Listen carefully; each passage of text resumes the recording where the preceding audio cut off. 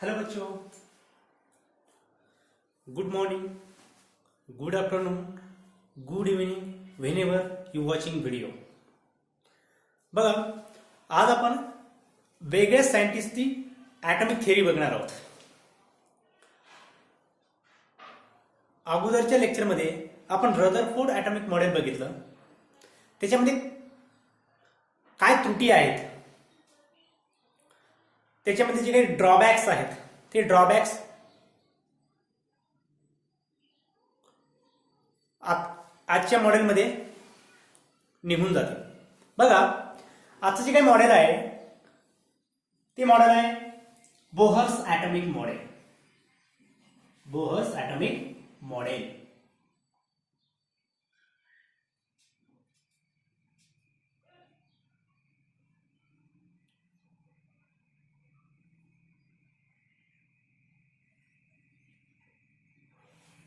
atomic structure 05 Bohr's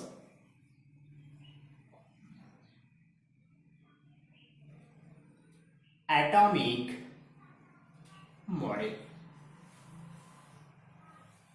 Bohr's atomic model. Bohr was the scientist. Bohr was the scientist. The scientist who challenged Einstein. म्हणजे हा एक scientist आहे की ज्यानं आइन्स्टाईनला challenge केलेला आहे. बरोबर, म्हणजे फार मोठा सायंटिस्ट आहे बोहर्स. तर या बोहर्सचं जे काही ॲटॉमिक मॉडेल आहे ते मॉडेल आज आपल्याला समजून घ्यायचं.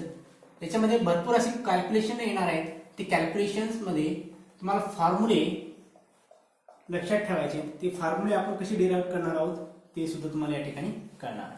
बघा, बोहर्स ॲटॉमिक मॉडेलमध्ये बोहर्सनं काय सांगितलंय, बघा बोहर्सनं काय सांगितलंय, त्याचे जे काही पॉइंट्स आहेत ते पॉइंट्स आपण या ठिकाणी अगोदर लिहू. Atom has a centre. पहिला पॉइंट काय, atom has a centre. Atom has a centre म्हणजे ॲटमला सेंटर आहे. Called nucleus. आता रदरफोर्डने सुद्धा हेच सांगितलं होतं. रदरफोर्डने सुद्धा काय हेच सांगितलं होतं. याच्यामध्ये वेगळेपणा काय, वेगळेपण डिफरंट या नेक्स्ट पॉइंट मध्ये आहे.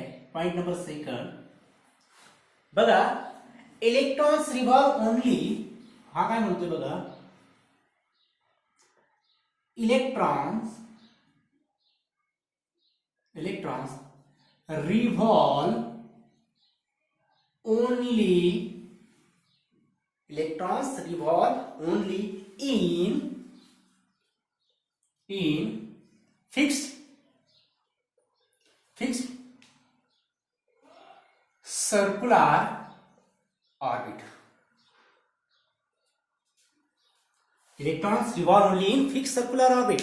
बघा, रदरफोर्ड काय म्हणायचं की electrons revolves around the nucleus with high speed. याने काय सांगितलंय, इलेक्ट्रॉन्स ठीक आहे, इलेक्ट्रॉन्स रिव्हॉल्व करतात न्यूक्लियसच्या अवतीभोवती हाय स्पीडने, ठीक आहे, पण ते कसे रिव्हॉल्व करतात, इन फिक्स ऑर्बिट. फिक्स म्हणजे त्यांची जी काही कक्षा जी आहे, त्यांची जी काही बाउंड्री आहे ती कशी आहे, फिक्स आहे. असं कोण म्हणतं, बोहर्स. ठीक आहे, पण त्याचा जो काही त्यानं सांगितलं की बघा इलेक्ट्रॉन्स, रदरफोर्डने सांगितलं इलेक्ट्रॉन्स हे न्यूक्लियसच्या अवतीभोवती फिरतायत. ठीक आहे, म्हणजे सपोज हा न्यूक्लियस आहे, या न्यूक्लियसच्या अवतीभोवती इलेक्ट्रॉन फिरतायत असं कोण म्हणायचं, रदरफोर्ड म्हणायचं. ठीक आहे, पण यानं काय सांगितलं, या ठिकाणी हा जो इलेक्ट्रॉन आहे हा फिक्स ऑर्बिटमध्ये, म्हणजे जे काही डिस्टन्स आहे, सपोज या ठिकाणी असेल 5 पिकोमीटर एवढं डिस्टन्स असेल, सपोज 5 पिकोमीटर एवढं डिस्टन्स, या डिस्टन्स मध्ये हा इलेक्ट्रॉन फिरणार आहे. म्हणजे हा इलेक्ट्रॉन तुम्हाला 10 पिकोमीटर पर्यंत सापडणार नाही. तो कुठे सापडेल, 5 पिकोमीटर या ठराविक या फिक्स रिजन मध्ये तुम्हाला सापडणार आहे. कुठं सांगतो, बोहर्स ॲटॉमिक मॉडेल. आलं लक्षात, म्हणजे अतिशय महत्वाचा पॉइंट याने एक्सप्लेन केलेला आहे. Electrons revolves only in fix circular orbit. In fix circular orbit with fixed energy and fixed velocity. With fixed energy and velocity. जो काही इलेक्ट्रॉन आहे त्या न्यूक्लियसच्या अवतीभोवती फिरणारा तो फिक्स एनर्जीने, फिक्स व्हेलॉसिटीने, फिक्स रिजन मध्ये, फिक्स सर्क्युलर ऑर्बिट मध्ये काय करतोय, या न्यूक्लियसच्या अवतीभोवती रिव्हॉल्व करतोय. अतिशय इम्पॉर्टंट पॉइंट्स. आलं लक्षात? नेक्स्ट पॉइंट काय म्हणतो ते बघा. Next point, third point, electron revolve in those circular orbit. Electrons revolve in those circular orbit. Electrons revolve in those circular orbit for which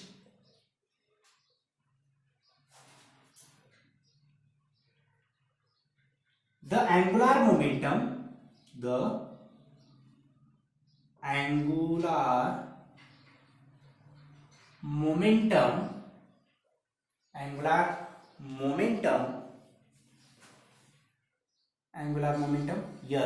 is, जे काय अँग्युलर मोमेंटम आहे इलेक्ट्रॉनचं, इज इंटेग्रल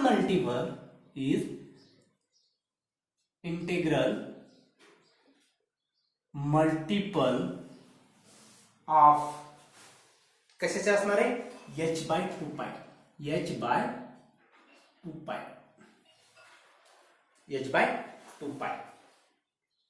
बरं, अतिशय महत्वाचा पॉइंट आहे. Electrons revolve in those circular orbit for which the angular momentum L is integral multiple of h/2π. म्हणजे बघा त्याचं म्हणणं काय, जो काही इलेक्ट्रॉन आहे या न्यूक्लियसच्या अवतीभोवती फिरणारा हा अशा सर्क्युलर ऑर्बिटमध्ये फिरतोय की याची जी काही व्हॅल्यू जी आहे या इलेक्ट्रॉनचं, म्हणजे जे काही अँग्युलर मोमेंटम आहे ते काय असेल, h/2π. म्हणजे पहिल्या सेलमध्ये जर फिरत असेल तर 1h/2π, दुसऱ्या सेलमध्ये जर इलेक्ट्रॉन फिरत असेल तर 2h/2π, तिसऱ्या सेलमध्ये जर फिरत असेल तर 3h/2π. म्हणजे इंटेग्रल मल्टिपल असणार आहे कशाचं, अँग्युलर मोमेंटम. म्हणजे बघा जो काही इलेक्ट्रॉन फिरणार त्याला व्हेलॉसिटी आहे की नाही, व्हेलॉसिटी आहे. इलेक्ट्रॉनला मास सुद्धा आहे निग्लिजिबल, पण इलेक्ट्रॉनला मास आहे, व्हेलॉसिटी आहे. आता त्याला मास आहे, व्हेलॉसिटी आहे, म्हणजे त्याला ऍक्सेलरेशन आहे. त्याला ऍक्सेलरेशन असेल म्हणजे त्याला काय असणार आहे, अँग्युलर मोमेंटम आहे. सर्क्युलर ऑर्बिटमध्ये फिरतो म्हणजे त्याला काय अँग्युलर मोमेंटम आहे. तर ते अँग्युलर मोमेंटम जे आहे ते काय असणार आहे, integral multiple of h/2π. He value त्याला फिक्स केलेली आहे आणि याला म्हणतात बोहर्स क्वांटायझेशन कंडिशन. काय म्हणतात त्याला, बोहर क्वांटायझेशन कंडिशन. अतिशय महत्वाचा पॉइंट, बोहर्स क्वांटायझेशन कंडिशन्स. म्हणजे त्याचं म्हणणं काय, जो काही इलेक्ट्रॉन सर्क्युलर ऑर्बिटमध्ये फिरतोय त्याची जी काही व्हॅल्यू जी आहे, अँग्युलर मोमेंटम जे आहे ते काय असणार आहे, 1h/2π असेल किंवा 2h/2π असेल किंवा 3h/2π असेल. ते असं नसेल 1.5h/2π, 0.5h/2π. फ्रॅक्शन नसेल, ते काय असेल, एक फिक्स सेल असेल. ठीक आहे, जे फर्स्ट एनर्जी लेवल, सेकंड असेल, थर्ड असेल. ठीक आहे, ही व्हॅल्यू दिलेली आहे तुम्हाला, ती असं नसतं. Got it? कळत आहे? थर्ड पॉइंट आहे. आलं लक्षात? म्हणजे एल ची व्हॅल्यू काय असेल, ही जी पहिली सेल आहे, ही दुसरी सेल आहे, ही तिसरी सेल आहे. म्हणजे एल काय असेल बघा, पहिल्या सेलसाठी एल काय असेल, 1h/2π. Angular momentum for second सेलसाठी काय असेल, 2h/2π. तिसऱ्यासाठी काय असेल, तिसऱ्या सेलसाठी 3h/2π. Suppose n shell, n number of shell असतील आणि शेवटची जी काय सेल असेल एन नंबर सेलची, त्याच्यासाठी काय असेल, L is equal to NH/2π. NH/2π. म्हणजे या ठिकाणी मी असं लिहू शकतो NH/2π. ठीक आहे, म्हणजे एनच सेल. आता पहिल्या सेलसाठी 1, दुसऱ्या सेलसाठी 2, तिसऱ्या सेलसाठी 3, म्हणजे एन नंबर ऑफ सेलसाठी काय, NH/2π असेल. म्हणजे जो काही इलेक्ट्रॉन सर्क्युलर ऑर्बिट मध्ये न्यूक्लियसच्या अवतीभोवती फिरतोय त्याला व्हेलॉसिटी आहे, त्याला मास आहे, त्याला ऍक्सेलरेशन आहे. ठीक आहे. आणि त्याच्यामुळं त्याचं जे काय अँग्युलर मोमेंटम आहे ते अँग्युलर मोमेंटम काय असणार आहे, h/2π किंवा nh/2π असणार. आणि यालाच म्हणतात बोहर्स क्वांटायझेशन कंडिशन, म्हणजे क्वांटाइज आहे, फिक्स्ड आहे. ही कंडिशन काय फिक्स आहे. 1 नंबरची सेल असेल तर त्यासाठी इतकं, 2 नंबरची सेल असेल तर त्यासाठी इतकं अँग्युलर मोमेंटम असतं. Got it. म्हणजे याला म्हणतो आपण बोहर्स क्वांटायझेशन कंडिशन्स. अतिशय महत्वाचं पॉईंट. या ठिकाणी एन काय, n is equal to integer, n is equal to integer. आणि एन रिप्रेझेंट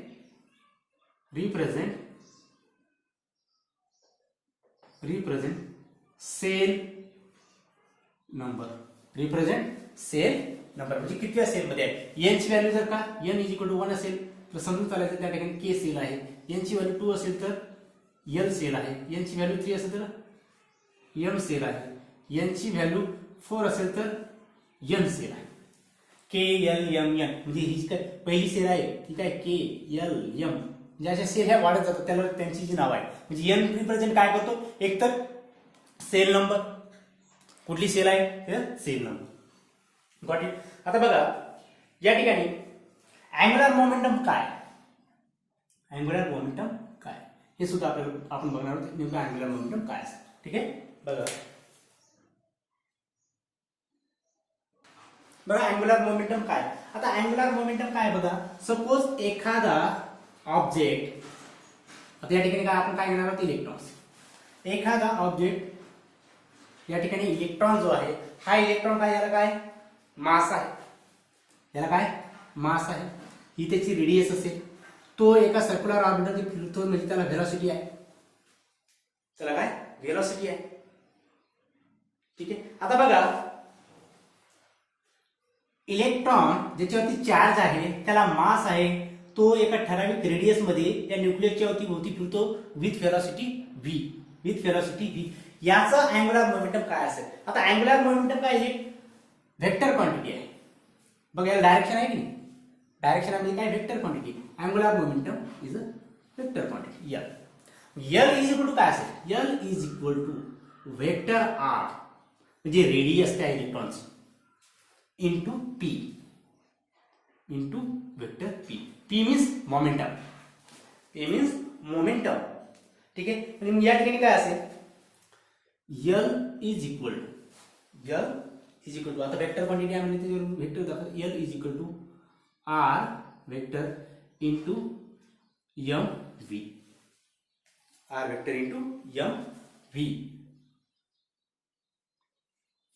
तर मास ही वेक्टर क्वांटिटी आहे का नाही.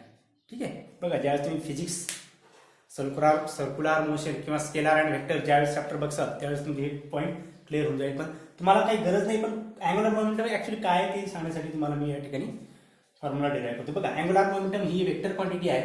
अँग्युलर मोमेंटम म्हणजे काय, आर इंटू मोमेंटम म्हणजे रेडियस इंटू मोमेंटम. मोमेंटम म्हणजे काय, मास इंटू व्हेलॉसिटी. ठीक आहे. म्हणजे आर एम व्ही. आता बघा या ठिकाणी हा जो इलेक्ट्रॉन एका डायरेक्शनला फिरतो या ठिकाणी अँगल तयार होतो, बरोबर. सपोज या ठिकाणी इलेक्ट्रॉन आहे, या ठिकाणी 90 डिग्रीचा अँगल तयार झाला. सपोज इलेक्ट्रॉन इथे आहे, इथून डबल या ठिकाणी फिरला, या ठिकाणी सुद्धा बघा इथे रेडियस आहे आर, या ठिकाणी किती डिग्रीचा अँगल तयार झाला, इथे सुद्धा 90 डिग्रीचा अँगल तयार झाला. म्हणजे या ठिकाणी आपण काय करणार, या ठिकाणी साइन थिटा यूज करणार अँगल. म्हणजे या ठिकाणी बघा L vector L is equal to r vector m vector v sine theta,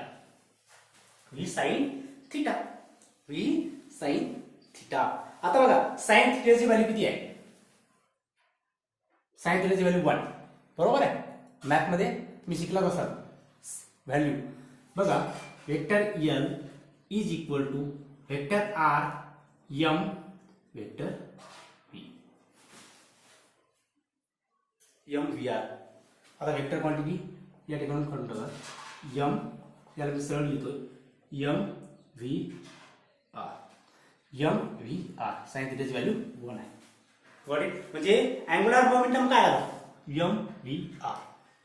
angular momentum is M V R. आणि त्यांनी काय सांगितलं, जे काय अँग्युलर मोमेंटम असणार आहे कुणाचं, इलेक्ट्रॉनचं जे काही अँग्युलर मोमेंटम असेल त्याची व्हॅल्यू काय असणार आहे, फिक्स असणार आहे. काय असणार आहे, h/2π. h/2π या ठिकाणी मी लिहू शकतो h/2π. म्हणजे अँग्युलर मोमेंटम बघा, बोहर क्वांटायझेशन कंडिशन काय असेल, बोहर क्वांटायझेशन कंडिशन काय आहे बघा, m/r is equal to nh/2π. ही आहे बोहर्स क्वांटायझेशन कंडिशन. त्याला इक्वेशन 1 करून तुमच्या नोटबुक मध्ये व्यवस्थित लिहून ठेवा, कारण की आपल्याला कॅल्क्युलेशनसाठी अतिशय महत्वाचं इक्वेशन. या इक्वेशन पासून तुमची कॅल्क्युलेशन स्टार्ट होणार आहे. आलं लक्षात. mvr is equal to nh/2π. n is the represent the shell number और एनर्जी लेवल. Got it. ठीक आहे, हे आहे अँग्युलर मोमेंटम. आता बघा या ठिकाणी m काय, where m is equal to mass of an electron, v is equal to velocity of an electron, r is equal to radius of an electron. ठीक है. h is equal to Planck's constant. Maxwell कुठून आले plank हा constant, हा लाईटच्या theory पासून आला. कुठून, लाईट थेरी. ठीक आहे, प्लँक कॉन्स्टंट.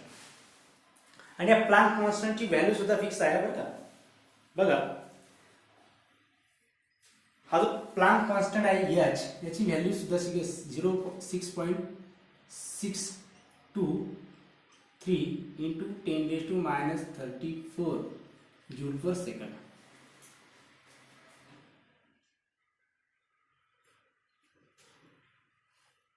ठीक आहे, 6.62 नाही इथे 3 घेतलं तरी चालेल. 6.63 इंटू 10⁻34 जूल पर सेकंड याची व्हॅल्यू. आता ही लक्षात ठेवा तुम्हाला, हे प्लँक्स कॉन्स्टंटची व्हॅल्यू ही आहे. बट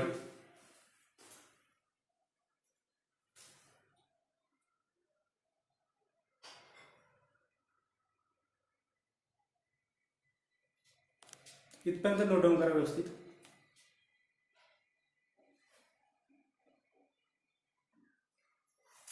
नेक्स्ट पॉइंट बघा, point number 4. while electron revolve around the nucleus, while electrons revolve around the nucleus, the electrostatic force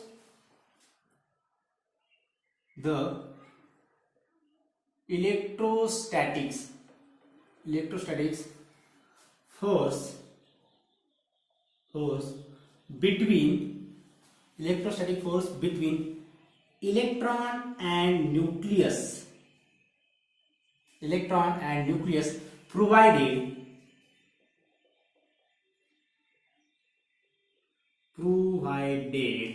centripetal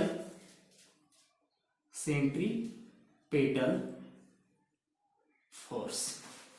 अतिशय महत्वाचा पॉइंट आहे. While electron revolve around the nucleus, the electrostatic force between electron and nucleus provided centripetal force. म्हणजे बघा, ज्या वेळेस एखादा electron या न्यूक्लियसच्या अवतीभोवती जर फिरत असेल, हा इलेक्ट्रॉन या न्यूक्लियसच्या, हे आहे न्यूक्लियस, हे काय न्यूक्लियस. लक्षात येईल ना आता, न्यूक्लियस सेंटरला पॉझिटिव्ह चार्ज दाखवला म्हणजे काय झालं, nucleus. While electron revolve around the nucleus, electrostatic force म्हणजे याच्यामध्ये आता बघा, या न्यूक्लियस वरती पॉझिटिव्ह चार्ज आहे, इलेक्ट्रॉन वरती निगेटिव्ह चार्ज आहे. आता दोन चार्जच्या मध्ये कुठल्या प्रकारचा फोर्स असतोय, कुठल्या प्रकारचं, electrostatic force of attraction. Electron आणि न्यूक्लियस मध्ये काय, इलेक्ट्रोस्टॅटिक फोर्स ऑफ अट्रॅक्शन आहे. पण हे इलेक्ट्रोस्टॅटिक फोर्स ऑफ अट्रॅक्शन कोण प्रोव्हाइड करतं, तर ते प्रोव्हाइड करतं सेंट्रिपेटल फोर्स. म्हणजे बघा या ठिकाणी त्यांना काय केलं, रदरफोर्डचं काय म्हणणं होतं की electrons revolve around the nucleus with high speed. ठीक आहे, आणि त्याचा जो काही ड्रॉबॅक्स होता, ड्रॉबॅक्स काय होतं? मॅक्सवेलची थिअरी काय सांगायची? लाईटची theory. When any charged particle having mass and velocity revolve in continuously around any charged body, radiate energy म्हणजे एनर्जी रिलीज करत असेल. जर असं जर झालं म्हणजे हा जर का फिरत असताना एनर्जी जर का रिलीज करत असेल तर एक वेळ अशी येईल की हा इलेक्ट्रॉन फिरत फिरत फिरत फिरत फिरत फिरत या न्यूक्लियसच्या मध्ये आदळेल. बरोबर. आणि इलेक्ट्रॉन जर का न्यूक्लियस मध्ये झाला तर ऍटम एक्झिस्ट होईल करेल का? नाही. ऍटम एक्झिस्ट असेल का? नाही. पण असं होत नाही. ठीक आहे. हे एक्सप्लेन केलं नव्हतं कोणा रदरफोर्डने एक्सप्लेन केलं होतं का? नाही. पण ती थेरी जर क्लिअर होती की रेडिएशन जर होत होतं. मग याचा अर्थ काय? यानं काय सांगितलं? ठीक आहे, इलेक्ट्रॉन सर्क्युलर बोर्स काय म्हणतो? इलेक्ट्रॉन सर्क्युलर ऑर्बिटमध्ये फिरतोय, पण सर्क्युलर ऑर्बिटमध्ये फिरतो, पण ते सर्क्युलर ऑर्बिट जे आहे ते फिक्स आहे. म्हणजे ते फिक्स एनर्जीच्या लेव्हलमध्ये फिरतं. त्याची एनर्जी फिक्स आहे. पहिली सेल जर असेल तर त्याची एनर्जी लेवल इतकी आहे, फिक्स आहे. दुसरी एनर्जी लेवल असेल तर त्याची एनर्जी कशी आहे? फिक्स आहे. असं कोण सांगतो? Bohr's atomic model. ठीक आहे. मग नंतर त्याला काय सांगितलं? व्हाय इलेक्ट्रॉन्स रिव्हॉल्व अराउंड, म्हणजे ज्यावेळेस जर काही इलेक्ट्रॉन रिव्हॉल्व करत असेल न्यूक्लियसच्या अवतीभोवती त्यावेळेस तो रेडिएशन जर इमिट करत असेल, तर डेफिनेटली रेडिएशन इमिट केल्याच्यानंतर त्याची एनर्जी कमी होईल. एनर्जी कमी झाली म्हणजे काही कालांतराने तो काय होईल? त्या सेंटरमध्ये न्यूक्लियसमध्ये आदळेल आणि न्यूक्लियसमध्ये जर इलेक्ट्रॉन गेला तर कोलॅप्स होऊन जाईल. ॲटम्स काय होईल? कोलॅप्स होईल. ॲटम्स एक्झिट असेल का? नाही. पण तसं होत नाही. मग त्यानं काय सांगितलं? बोर्स काय सांगतो? ठीक आहे, while electrons revolve around the nucleus the electrostatic force, त्यांच्यामध्ये जो काही इलेक्ट्रोस्टॅटिक फोर्स आहे त्या इलेक्ट्रोस्टॅटिक फोर्समध्ये तो इलेक्ट्रॉन जर फिरत असेल तर न्यूक्लियसमध्ये का पडत नाही? त्यानं काय सांगितलं? The force between electron and nucleus provided centripetal force. म्हणजे बघा, एखादा चार्ज पार्टिकल त्याच्या न्यूक्लियसच्या अवतीभोवती जर फिरत असेल तर त्याच्याकडून सेंटरला का सेंट्रिपिटल फोर्स ऍक्ट. म्हणजे बघा, आपली जी काही सोलार सिस्टीम आहे, सूर्याभोवती आपली अर्थ फिरते का? अर्थ भोवती सूर्य फिरतो का? नाही. सूर्याभोवती आपली अर्थ फिरते. पण सेम कन्सेप्ट आहे की नाही? इलेक्ट्रॉन आणि न्यूक्लियसचा जसा आहे तशी आपली सोलार सिस्टीम आहे. म्हणजे पृथ्वी ज्यावेळेस फिरते तर काहीतरी रेडिएशन इमिट करत असेल, काहीतरी रेडिएशन जर इमिट केले तर कालांतराने पृथ्वी काय होईल? सूर्याला येऊन आढळेल. आणि सूर्याला येऊन जर आढळले तर काय होईल? पृथ्वी नष्ट होईल. मग तसं होतं का? नाही. बरोबर आहे. याचं रिझन काय सांगितलंय की जी काही पृथ्वी सूर्याभोवती फिरते, ठीक आहे, यांच्यामध्ये इलेक्ट्रोस्टॅटिक फोर्स ऑफ अट्रॅक्शन आहे, ठीक आहे, पण या पृथ्वीकडून काहीतरी फोर्स त्या कशाकडे? त्या सूर्याकडे एक्झर्ट केला जातोय. जसं की या इलेक्ट्रॉनकडून या न्यूक्लियसकडे काहीतरी फोर्स एक्झर्ट होतोय. त्या फोर्सचं नाव आहे सेंट्रिपेटल फोर्स. म्हणजे केंद्रकाकडे एक्झर्ट होणारा फोर्स त्याला म्हणतो आपण सेंट्रिपेटल फोर्स. आणि या सेंट्रिपेटल फोर्समुळे हा इलेक्ट्रॉन या न्यूक्लियसमध्ये पडत नाही. लक्षात, या इलेक्ट्रॉनकडून या न्यूक्लियसकडे एक्झर्ट होतो सेंट्रिपेटल फोर्स आणि या न्यूक्लियसकडून या इलेक्ट्रॉनकडे एक्झर्ट होतो सेंट्रीफ्युगल फोर्स. Centrifugal force. आणि त्याच्यामुळे हा इलेक्ट्रॉन याच्यामध्ये पडत नाही. जरी ते रेडिएशन इमिट करत असेल तरी सुद्धा तो न्यूक्लियसमध्ये पडणार नाही. म्हणजे जे काही हायड्रोजन स्पेक्ट्रा एक्सप्लेन केलेला नव्हता कुणी? रदरफोर्डने, त्याचं सुद्धा आन्सर या ठिकाणी बोहर्सनं एक्सप्लेन केलेला आहे. ठीक आहे. म्हणून हा बोहर्स अतिशय फेमस सायंटिस्ट आहे आणि फार इंटेलिजंट सायंटिस्ट आहे. ठीक आहे. बघा, कळालं तुम्हाला पॉईंट? 4 पॉईंट कळाला? ठीक आहे. बघा, म्हणजे बघा त्याचं म्हणणं काय? जे काही एफ इलेक्ट्रोस्टॅटिक म्हणजे electrostatic force is equal to काय असेल? F centripetal force. F C means centripetal force electrostatic force. ठीक आहे. त्याचं म्हणणं काय? जो काही इलेक्ट्रोस्टॅटिक फोर्स आहे त्याला कोण प्रोव्हाइड करतं? Centripetal force. म्हणजे जेवढा इलेक्ट्रोस्टॅटिक फोर्स ऑफ अट्रॅक्शन असेल तेवढं सेंट्रिपेटल फोर्स ऑफ अट्रॅक्शन असणार. Got it? पॉईंट कळाला? आता बघा, एफ इलेक्ट्रोस्टॅटिक काय? एफ इलेक्ट्रोस्टॅटिक काय? F electrostatic is equal to 1/4 pi epsilon naught. 4 pi epsilon naught into charge. आता चार्ज काय?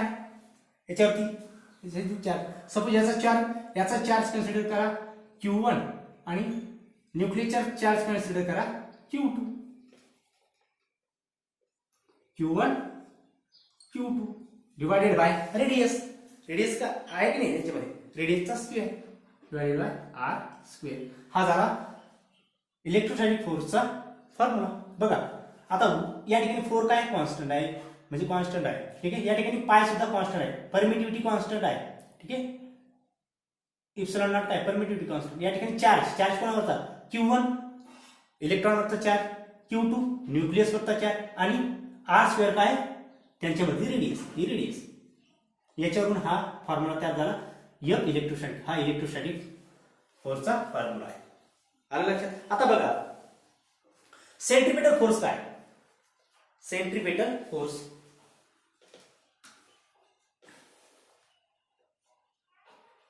FC centripetal force. Centripetal force म्हणजे काय, एखादी चार्ज बॉडी आहे, ती एखाद्या न्यूक्लियस भोवती फिरते. सपोज ही चार्ज बॉडी आहे. ठीक आहे.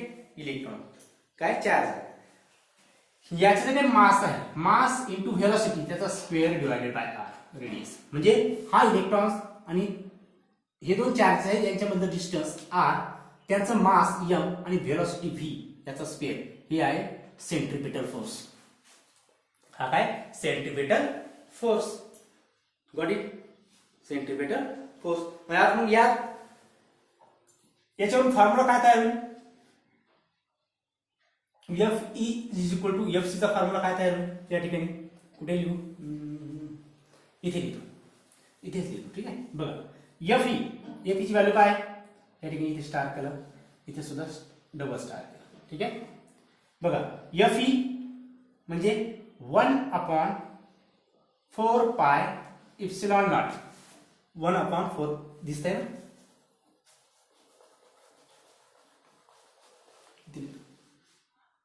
1/4 पाय इप्सिलॉन नॉट. आता चार्जेस आहे,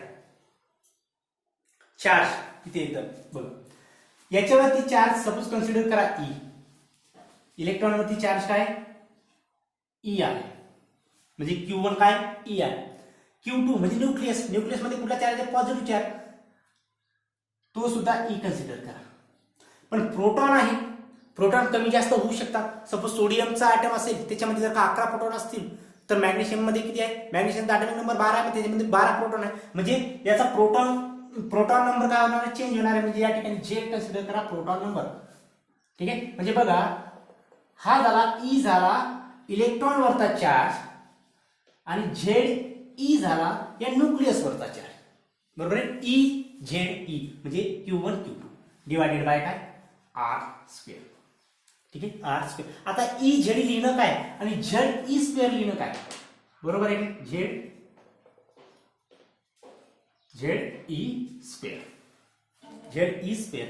ठीक आहे. हा झाला electrostatic force. Is equal to काय असणार आहे, centripetal force. Is equal to centripetal force काय बघा, सेंट्रिपेटल फोर्स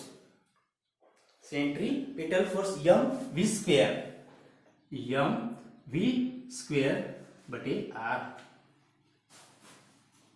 ठीक आहे. आणि हे जे इक्वेशन आहे, या इक्वेशनला आता नोट डाऊन करा. Equation number 2. इक्वेशन काय 2. Equation number 2. ठीक आहे. नोट डाऊन करा.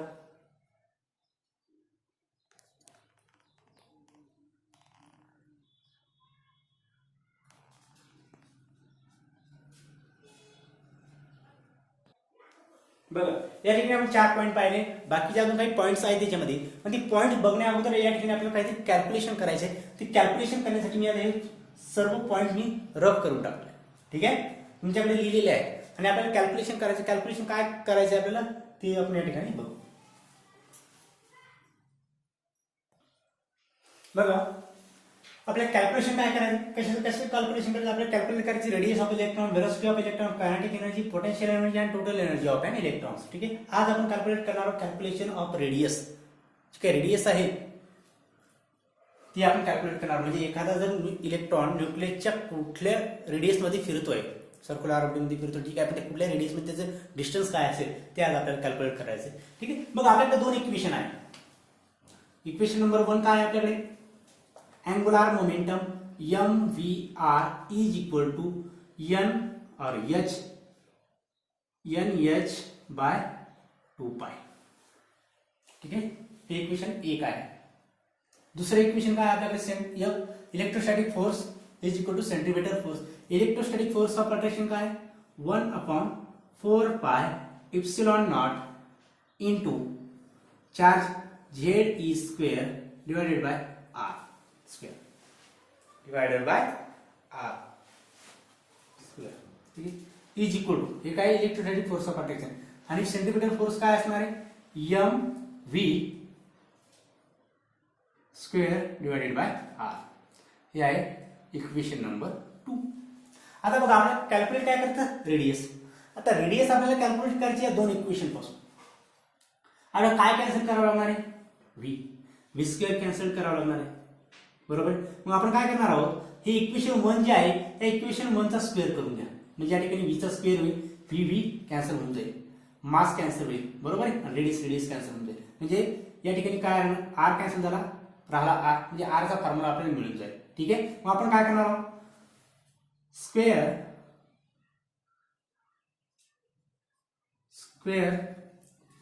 Equation 1 and divided by equation 2.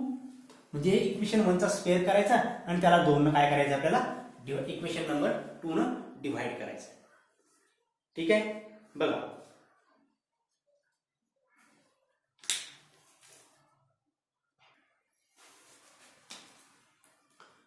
कंसामध्ये येतो NH upon 2 is equal to MVR आणि याचं काय करायचं आपल्याला स्क्वेअर. बघा असं लिहिलं काय आणि असं लिहिलं काय काय नाही. ठीक आहे. बघा म्हणजे हे या साईडला लिहा हे या साईडला लिहा काही फरक पडत नाही. ठीक आहे. NH divided by 2 is equal to MVR आणि ब्रॅकेटचा काय करायचा स्क्वेअर करा. काय होईल बघा बरं N स्क्वेअर H स्क्वेअर 2 चा स्क्वेअर किती 4 पाय स्क्वेअर पायचा square is equal to M square V square R square divided काय R आहे ना डिवायडेड R स्क्वेअर. लक्षात बघा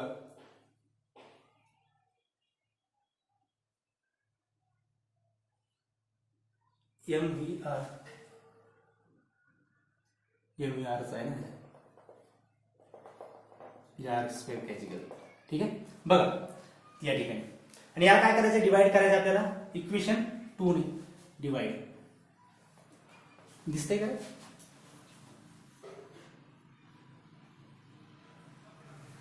बघा या ठिकाणी लिहितोय N square H square divided by 4 square is equal to M square V square R square divided by बघा काय 4 सॉरी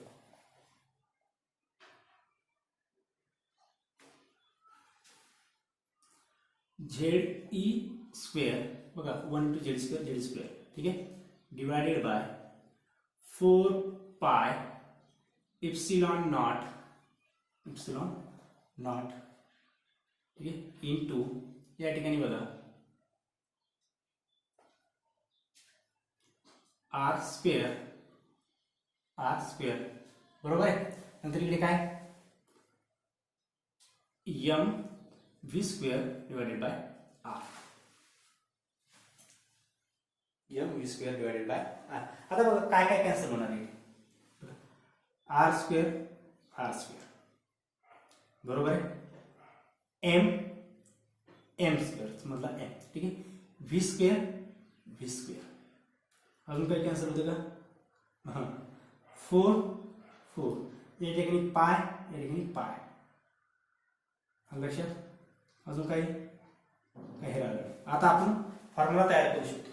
ठीक आहे कळालं बघा आर स्क्वेअर व्ही स्क्वेअर एमचा स्क्वेअर आहे या ठिकाणी एम आहे एक एम इथला कट झाला एक एम इथला कट झाला बघा या ठिकाणी 4 इथे 4 आहे पण इथे पायचा स्क्वेअर आहे इथे पाय म्हणजे पायचा स्क्वेअर एक पाय इथे पाय एक शिल्लक राहतो.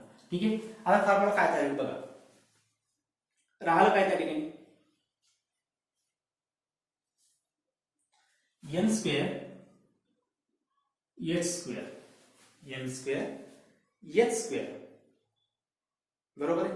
डिवायडेड बाय काय? Divided by pi. एक पाय शिल्लक आहे, एक पाय शिल्लक आहे.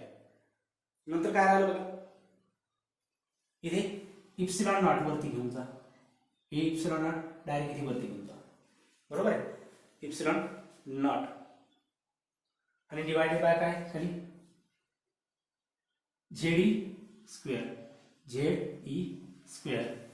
Z e square is equal to काय राहिलं, यम इंटू आर. इथे यम आहे, इथे आर आहे. M into r. आता आपल्याला आर ची व्हॅल्यू काढायची, यमला इकडे घेऊन जा. बरोबर आहे की या ठिकाणी फॉर्म्युला खाली इथे दिसेल ना.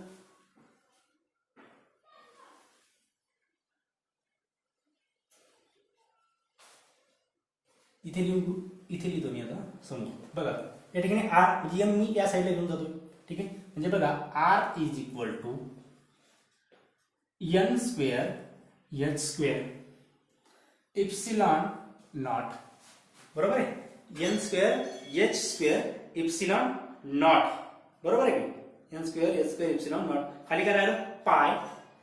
पाय आणि या ठिकाणी यम इथे गेले, डिवायडेड बाय पाय यम झेड ई स्क्वेअर. पाय एम झेड ई स्क्वेअर. आता या ठिकाणी बघा कॉन्स्टंट आपण वेगळा काढून घेऊ. आर इज इक्वल टू, आता एम काय, सेल नंबर म्हणजे सेल चेंज होऊ शकते. तुम्हाला सपोज सांगितलं की इलेक्ट्रॉन पहिल्या सेलमध्ये फिरतो, त्याची एनर्जी काढा, त्याची रेडियस काढा. इलेक्ट्रॉन हा दुसऱ्या सेलमध्ये फिरतोय, त्याची रेडियस काढा. म्हणजे सेल नंबर चेंज होतो की नाही, म्हणजे हा चेंज होऊ शकतो. कॉन्स्टंट आहे का, नाही. ठीक आहे. नंतर बघा या ठिकाणी झेड ई स्क्वेअर. आता चार्ज तर कॉन्स्टंट आहे इलेक्ट्रॉनचा. बरोबर आहे. इलेक्ट्रॉनचा चार्ज कॉन्स्टंट आहे, प्रोटॉनचा सुद्धा चार्ज कॉन्स्टंट आहे. पण झेड काय, ॲटॉमिक नंबर. ॲटॉमिक नंबर तर कॉन्स्टंट नाही, ॲटॉमिक नंबर चेंज होणार. झेड मीन्स ॲटॉमिक नंबर आणि n square is a shell number. म्हणजे हे काय कॉन्स्टंट नाही, बाकी सर्व कॉन्स्टंट आहे. म्हणजे आम्ही काय करणार बघा, h square epsilon naught divided by pi m e square एका ब्रॅकेटमध्ये आणि बाहेर काय राहिलं n square divided by z. N square divided by z. हा झाला रेडियसचा फॉर्म्युला तयार. काय रेडियसचा formula. Pi h square epsilon naught pi m e square आणि एन स्क्वेअर झेड. आता रेडियस कशामध्ये येते, रेडियसचं युनिट या ठिकाणी असतं एंगस्ट्रॉम. रेडियसचं युनिट काय असतं, एंगस्ट्रॉम. आता बघा या एच प्लॅंकची व्हॅल्यू आपल्याला माहिती आहे, म्हणजे माहिती आहे. ठीक आहे. इप्सिलॉन परमिटिव्हिटीची व्हॅल्यू माहिती आहे, पायची व्हॅल्यू माहिती आहे, मास ऑफ इलेक्ट्रॉन माहिती आहे आपल्याला, आणि चार्ज ऑन इलेक्ट्रॉन हे सुद्धा माहिती आहे. बरोबर आहे. या सगळ्यांची व्हॅल्यू ज्यावेळेस मी पुटअप करतो त्यावेळेस मला व्हॅल्यू मिळते 0.53. 0.53 या सगळ्यांची व्हॅल्यू 0.53. मग राहिलं काय, into n square divided by z आणि एंगस्ट्रॉम. आता हा फॉर्म्युला तयार झाला की नाही. बरोबर आहे. 0.53 into n square divided by z angstrom. आता तुम्हाला फक्त चेंज, तुम्हाला जर विचारलं की बा सेकंड सेल मधला, सेकंड सेलची एनर्जी काढा, हायड्रोजन ॲटमची सेकंड सेल मधली एनर्जी काढा. तर हायड्रोजन ॲटमचा ॲटॉमिक नंबर एकच आहे, जी इथे पुट करायचा आहे. आणि पहिल्या सेलमध्ये सांगितलं म्हणजे 1चा स्क्वेअर करा, दुसऱ्या सेलमध्ये सांगितलं तर 2चा स्क्वेअर करा, तिसऱ्या सेलमध्ये सांगितलं तर 3चा स्क्वेअर करा. याच्यावर आपण प्रॉब्लेम बघणार आहोत. पण हा रेडियसचा फॉर्म्युला आता तुमच्याकडे आहे, हे एवढं व्यवस्थितपणे नोट डाऊन करा. आणि आपल्याला एक क्वेश्चन याच्यावरती सॉल्व्ह करायचा आहे, तो आपण क्वेश्चन करू. बघा, find radius of first, second and third shell of hydrogen atom. म्हणजे जो काही हायड्रोजन ॲटम आहे, सपोज हायड्रोजन ॲटम मधला हा झाला न्यूक्लियस. ठीक आहे. आणि हा झाला त्याच्यामधला एक इलेक्ट्रॉन. हायड्रोजनकडे एकच इलेक्ट्रॉन आहे, एक प्रोटॉन आहे, त्याच्यामध्ये न्यूट्रॉन आहे का, नाही. ठीक आहे. म्हणजे हा झाला हायड्रोजन ॲटम. याची ही पहिली सेल आहे. आपल्याला काय सांगितलं, या पहिल्या सेलची एनर्जी काढायची आपल्याला, सॉरी रेडियस कॅल्क्युलेट करायची. ही रेडियस आपल्याला कॅल्क्युलेट करायची. नंतर काय सांगितलं, दुसरी सेल आहे हायड्रोजन मध्ये, त्या दुसऱ्या सेलची ही रेडियस कॅल्क्युलेट करायची. नंतर तिसरी सेल आहे, या तिसऱ्या सेलची सुद्धा आपल्याला रेडियस कॅल्क्युलेट करायची. आला पहिली सेल, दुसरी सेल आणि तिसरी सेल. कोणासाठी? फक्त हायड्रोजन ॲटम. आता हायड्रोजन ॲटमचा ॲटॉमिक नंबर म्हणजे झेडची व्हॅल्यू किती असणार आहे? 1. ॲटॉमिक नंबर 1 आहे म्हणजे झेडची व्हॅल्यू किती आहे? 1 आहे. आलं लक्षात? आणि एन रिप्रेझेंट काय करतो? एन रिप्रेझेंट सेल नंबर म्हणजे पहिली सेल, दुसरी सेल, तिसरी सेल. ठीक आहे. आता आपण सिंपल आपल्याकडे फॉर्म्युला आहे. ठीक आहे. आपल्याकडे सिंपल फॉर्म्युला आहे. त्या फॉर्म्युल्यामध्ये काय करायचं आपल्याला? व्हॅल्यू पुटअप करायची. बघा, फर्स्ट R1 म्हणजे रेडियस फॉर फर्स्ट सेल. ठीक आहे. Radius for first shell is equal to काय? 0.53 into n square divided by z angstrom. ठीक आहे. फॉर्म्युला आहे. आता याच्यामध्ये काय? 0.53 इंटू n ची व्हॅल्यू किती आहे? 1 म्हणजे पहिली सेल घ्यायची म्हणजे 1 चा स्क्वेअर डिवाइडेड बाय z ची व्हॅल्यू किती आहे? 1. ॲटॉमिक नंबर 1 आहे. व्हॅल्यू किती येते बघा? 0.53 इंटू 1 चा स्क्वेअर 1. 1 divided by 1. ठीक आहे. इंटू 1 म्हणजे टोटल व्हॅल्यू काय आली? 0.53 एंगस्ट्रॉम. R1 काय आली? 53 एंगस्ट्रॉम. म्हणजे जो काही हायड्रोजन आहे त्या हायड्रोजन मधला पहिला जो इलेक्ट्रॉन आहे याची जी काही रेडियस आहे पहिल्या याची किती आहे? 0.53 एंगस्ट्रॉम एवढी रेडियस आहे. एंगस्ट्रॉम हे फार छोटं युनिट आहे बरं का. अतिशय छोटी रेडियस आहे एंगस्ट्रॉम म्हणजे ती आपल्या डोळ्याने दिसत नाही. ठीक आहे. एंगस्ट्रॉम 0.53 एंगस्ट्रॉम आली की नाही. आता सेकंड काय करणार तुम्ही? बघा, फर्स्ट सेकंड सेलसाठी R2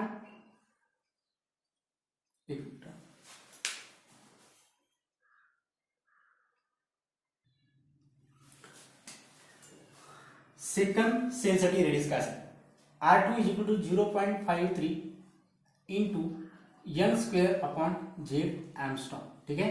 बघा, 0.53 इंटू n ची व्हॅल्यू किती आहे? आता n मी सेल नंबर किती दिली? सेकंड सेलसाठी कॅल्क्युलेट करायची म्हणजे 2 चा स्क्वेअर डिवाइडेड बाय z ची व्हॅल्यू तर काय? हायड्रोजन साठी 1च आहे आणि युनिट काय? एंगस्ट्रॉम. ठीक आहे. काय असेल बघा? 0.53 इंटू 2 चा स्क्वेअर 4 डिवाइडेड बाय 1 आहे ना 4. त्याची व्हॅल्यू किती येते बघा आता? 0.53 इंटू 4 2.12 आणि युनिट काय असणार आहे? एंगस्ट्रॉम. ठीक आहे. म्हणजे सेकंड R2 म्हणजे सेकंड सेलसाठी हायड्रोजनच्या सेकंड सेलसाठी त्याची रेडियस काय आहे? 2.12 एंगस्ट्रॉम. नंतर थर्ड सेलसाठी काय असेल? R3 is equal to 0.53 into n square z angstrom म्हणजे 0.53 सेल नंबर किती दिलाय? 3 म्हणजे 3 चा square divided by z. z ची व्हॅल्यू किती आहे? 1 आहे. 1 इज इक्वल टू 0.53 इंटू 3 चा स्क्वेअर किती आहे? 9 इज इक्वल टू किती आहे? करा मल्टिप्लिकेशन. 4.77 एंगस्ट्रॉम. बघा, पहिल्या सेलसाठी रेडियस 0.53 एंगस्ट्रॉम, सेकंड सेलसाठी 2.12 एंगस्ट्रॉम, नंतर 4.77 एंगस्ट्रॉम. ठीक आहे. अशा प्रकारे आता तुम्हाला प्रॉब्लेम सॉल्व्ह करायचा आहे. Find the radius of first, second and third shell of helium atom. त्याच्यासाठी Z इज इक्वल टू काय आहे? Z is equal to